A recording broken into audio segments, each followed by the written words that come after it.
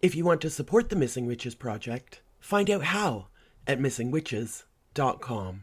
You aren't being a proper woman, therefore you must be a witch. Be a witch. Be a witch. Be a witch. Be a witch. Be a witch. Be a witch. You must be a witch. You Are Standing at the Edge of the Woods by Mary Oliver. You are standing at the edge of the woods at twilight when something begins to sing like a waterfall.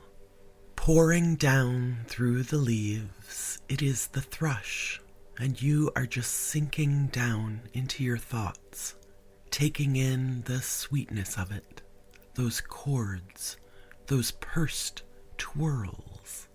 When you hear, out of the same twilight, the wildest red outcry, it pitches itself forward, it flails and scabs all the surrounding space with such authority.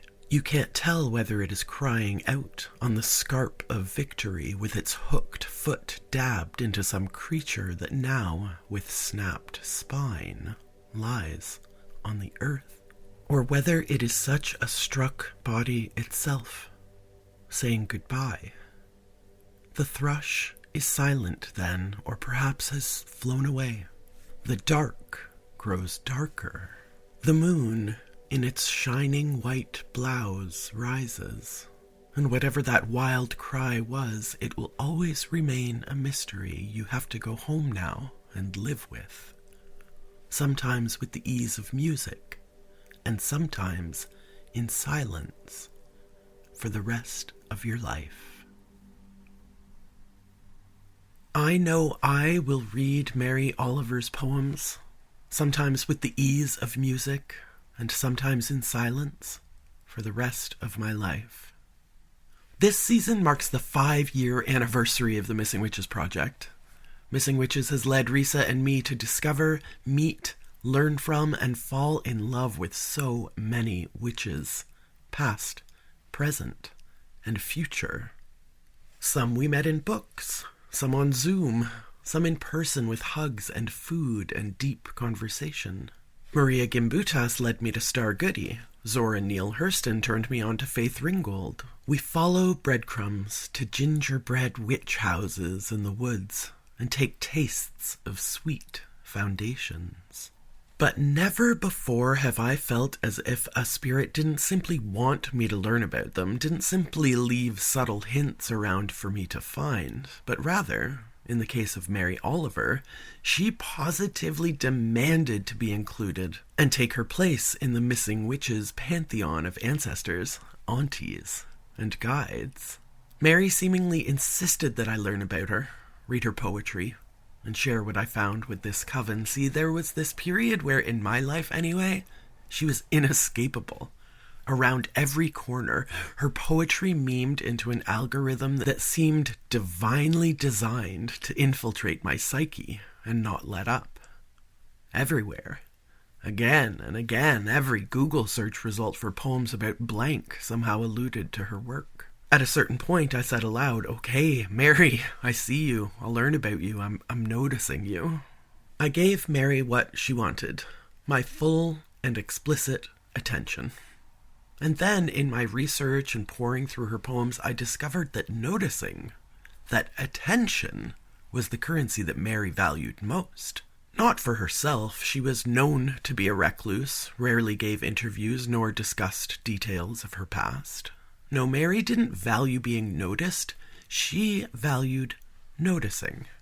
In her essay on the overlooked eroticism of Mary Oliver, Jenna Cadlack describes Mary as a, quote, poet of attention, end quote. But I suppose in death, Mary relaxed her reclusiveness because, as I told you, she told me to pay attention, not just to our surrounding nature, our human nature, but to her. Look at me, pay attention to me. Her presence nearly screamed in my ear. And much like the woods, or the beach, or a poem, the more attention I gave, the more my attention became appreciation, admiration that turned to wonder and adoration. I discovered details about Mary that I would otherwise have missed. and she went from a poet whose poetry I liked to a dear friend whom I love, to whom I turn with a wink and a smile for counsel, for beauty, to get saved. As I was writing this episode, an unwitting coven mate posted a Mary Oliver poem to our Coven Circle feed. I asked if she wanted to say anything about Mary for this piece, and blessed fucking be her heart, she sent me an essay. See, this is the effect that getting to know Mary has on us all.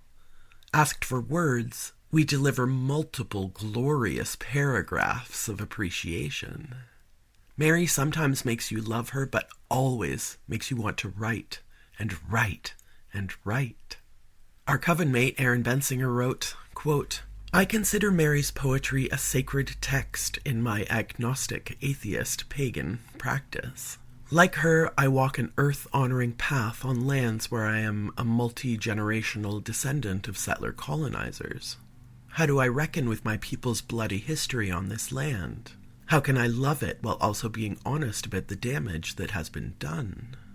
I have come to believe through her work that the lifelong work toward creating the answers begins with listening and paying devoted attention. Aaron continues, Mary excels at capturing the magic in the mundane. In her work, every being is worthy of equal attention and is an equal contributor to the whole of the messy, beautiful ecosystem. A blade of grass calls for no less attentive care than a fox, a carcass no less important than a butterfly. As a character in her own work, Mary does not aspire to achievement. She is a writer, yes, but she comes to the craft with an attitude of collaboration. She is in constant conversation with the mystery of poetry, but still she keeps at her craft, shaping it along the way into what her desires deem it ought to be. She reckons in a similar way with the Christian God. She frequently invokes the name of God and its associated motifs, prayer, repent, divinity. It becomes clear in her work, especially toward the end of her life, that the God she speaks of is not a patriarch in a throne atop an airy paradise. God is being, is everything, especially the tiny details, especially the bigger picture.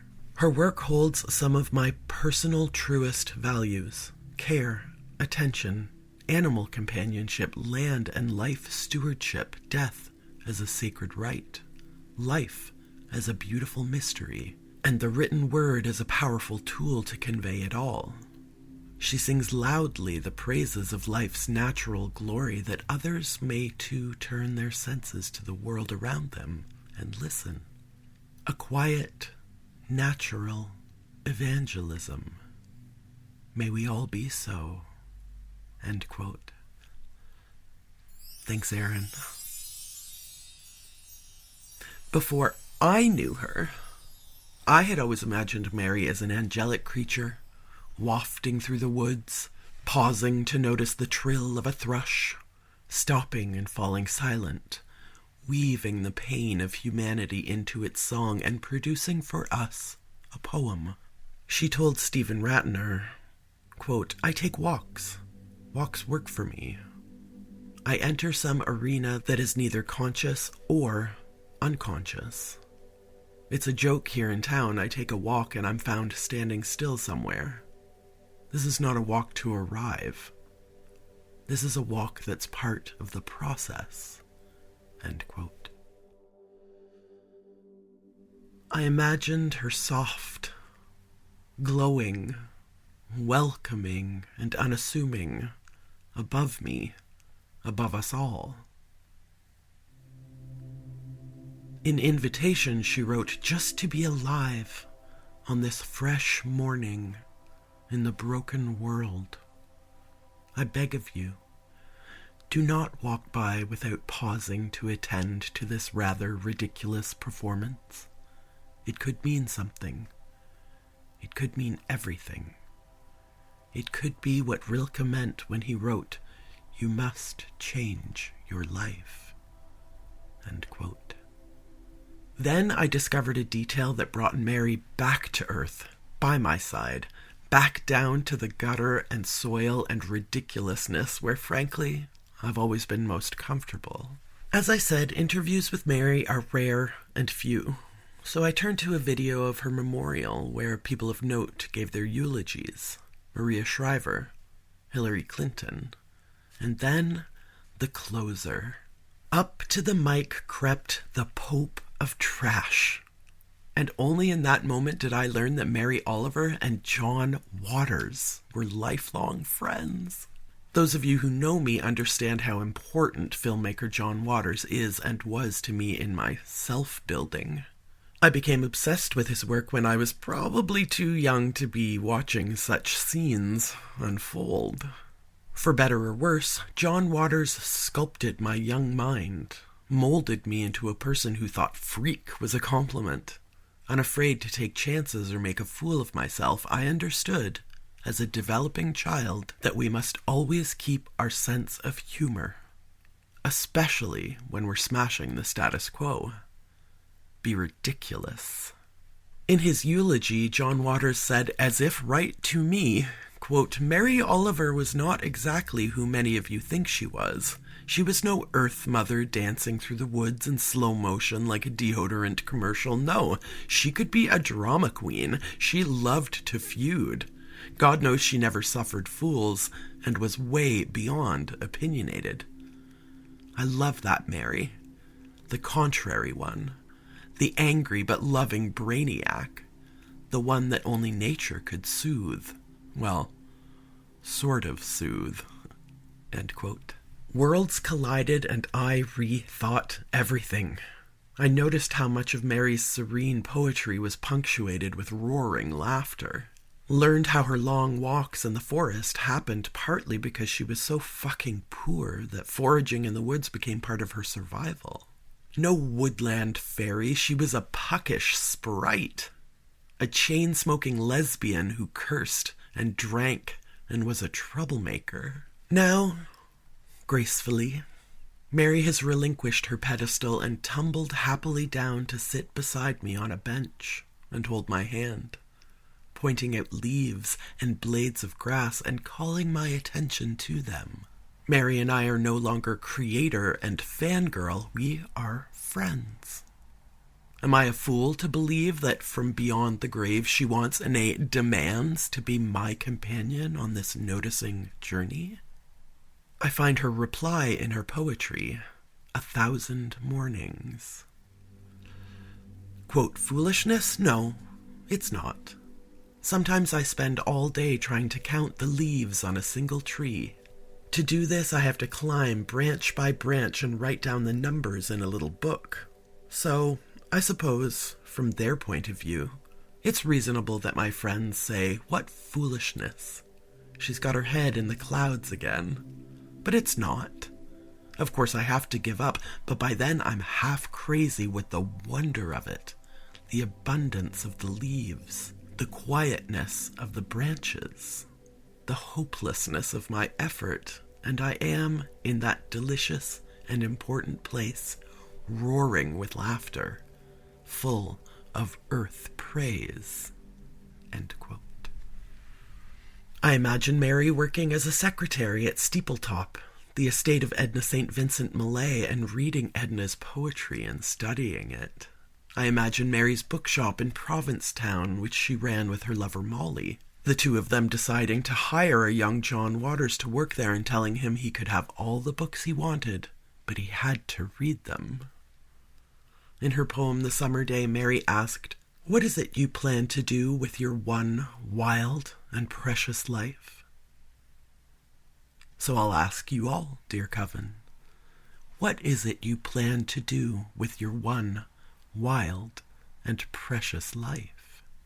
Mary's early life was not easy. She said, quote, "It was a very bad childhood. For everybody, every member of the household, not just myself, I think. And I escaped it, barely, with years of trouble. But I did find the entire world in looking for something. But I got saved by poetry, and I got saved by the beauty of the world." End quote. Mary was sexually abused as a child and told interviewer Maria Shriver, quote, "I was very little, but I had recurring nightmares. There's damage. That's why I wanted to be invisible, I'm sure. And it certainly made it hard to trust. But with the help of a few real good people, I finally feel healed. Kind of late in life." End quote. What damage has made you want to be invisible, dear Coven? I know for me, solitude feels safe, and I sometimes have to force myself out of my hermitage, because as much as interdependence may scare me, I need a community. We all do. Mary described a certain witchcraft to podcaster Krista Tippett, saying poetry is, quote, "very sacred. It wishes for a community. It's a community ritual, certainly. And that's why when you write a poem, you write it for anybody and everybody. And you have to be ready to do that out of your single self. It's a giving. It's always a gift. A gift to yourself, but it's a gift to anybody who has a hunger for it." End quote. I want us all to get into this ritual of writing. Just write and write and write and write. For self, for community, a gift to give and receive, and walk and keep walking. Write poetry and prose and essays and long-winded personal emails. Our coven mate Killian suggested that their journal has become an altar, and I think Mary Oliver would relate and approve. Mary said, quote, "I decided very early that I wanted to write, but I didn't think of it as a career. I didn't even think of it as a profession. It was the most exciting thing, the most powerful thing, the most wonderful thing to do with my life. And I didn't question if I should. I just kept sharpening the pencils. I never felt yet that I've done it right. This is the marvelous thing about language. It can always be done better. But I begin to see what works and what doesn't work. I begin to rely more on style, which is, as I say, apparatus or method, than on luck, prayers, or long hours of work. I keep a notebook with me all the time, and I scribble. The angel doesn't sit on your shoulder unless the pencil's in your hand." End quote. Let's take some lessons from a best-selling poet's life. In an interview, she said, quote, "It was never a temptation to be swayed from what I wanted to do and how I wanted to live." End quote. In her poem, The Journey, she expands, quote, "But little by little, as you left their voices behind, the stars began to burn through the sheets of clouds, and there was a new voice, which you slowly recognized as your own, that kept you company as you strode deeper and deeper into the world, determined to do the only thing you could do, determined to save the only life you could save." End quote. Mary began writing poetry in earnest at age 14 and did not stop until her death in 2019 at the age of 83. And she won the National Book Award and the Pulitzer Prize because she just kept writing. Awards cannot come unless the pencil is in your hand. And let's all take Mary Oliver's Ghost Who Haunts Me as a role model too. Reach out to people you think you might love, who might love you. Demand attention when you need attention, and don't be shy. Mary may have been reclusive in her lifetime, but in her poetry she is generous with her truths, her honesty, her emotion. So if conversations are hard, try poetry. When life becomes difficult, become a poet. Seek out the beauty in a world that sometimes feels ugly and cruel. Be saved by it. Then go and notice someone else. Write love letters to ghost poets. Remember, Mary's angel called out to me but didn't sit on my shoulder, didn't sit beside me until the pencil was in my hand. Keep sharpening the pencils. Mary will continue to be a guide and a balm for me. Months ago, I was sleepless the night before a trip to Scotland, my mind flipping randomly with icy fingers through a card catalogue of all the things that could possibly go wrong. So I rolled over and opened my laptop, turning my attention to something more productive than listing travel disasters, beginning my research past the poetry and into the life of Mary Oliver. Almost immediately, I discovered the name of Mary's lover, life partner, and a wave of calm and protection washed over me. See, when I was 11, my mother, sister, aunt, and I went to Ireland on an ancestry-seeking mission. One of my most photographic memories of this trip is the bronze statue of Molly Malone, the beautiful fictional fishmonger of song, proudly pushing a cart of baskets. For the rest of the trip, we sang, "In Dublin's fair city, where the girls are so pretty, I first set my eyes on sweet Molly Malone," as she wheeled her wheelbarrow through streets broad and narrow, crying cockles and mussels, alive, alive, oh. So in the exact moment of seeking refuge from Britannia travel anxiety, the universe chose to reveal to me the fact that Mary Oliver's love was named Molly Malone. Molly Malone Cook, and my whole body filled with an ancient, childlike sense of going home, of singing songs and exploring the world and everything being just fine, of being alive, alive, oh. And it was Mary's story that brought me to that place of calm. I turn to her in bibliomancy. When I need her advice, I open to a random page of devotions, a collection of Mary's poetry which she herself curated after her cancer diagnosis. In a moment of intellectual self-doubt, my thumb foraged across the fore-edge of the book, and out popped Mysteries, Yes. Quote, "Let me keep my distance, always, from those who think they have the answers. Let me keep company always with those who say, 'Look,' and laugh in astonishment, and bow their heads." End quote. I have a friendship with Mary Oliver. She bestows her wisdom and delivers me from anxiety, and I, in return, pay attention. But more than just attention, Mary told Krista Tippett that attention without feeling is just a report. Quote, "You need empathy with it, rather than just reporting. Reporting is for field guides, and they're great. They're helpful, but that's what they are. But they're not thought-provokers, and they don't go anywhere. Attention is the beginning of devotion." End quote. Mary wrote, "Happiness, when it's done right, is a kind of holiness," later adding, quote, "Appreciation is a very valuable thing to give the world. And that's the kind of happiness I mean." End quote. What is it you plan to do with your one wild and precious life? The only life you can save. Before we leave Mary Oliver today, leave her to be reclusive for a while in the spiritual realm, let's give some attention, devotion, appreciation, and thought provocation to Mary and her most famous poem, Wild Geese. After all, appreciation is a very valuable thing to give to the world. She and we are all friends now, taking our place in the family of things, in this missing witches' coven.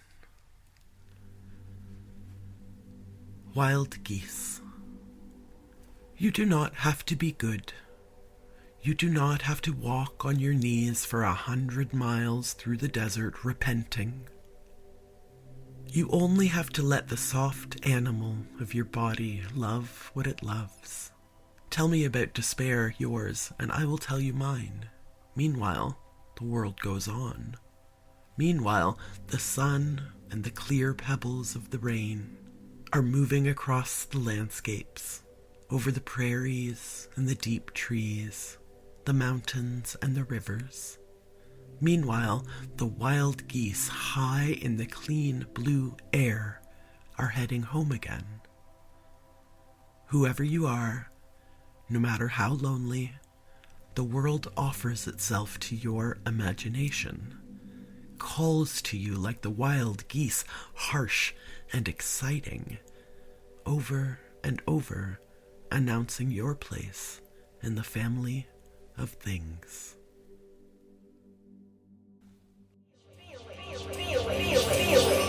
You must be a witch. If you want to support the Missing Witches Project, find out how at missingwitches.com.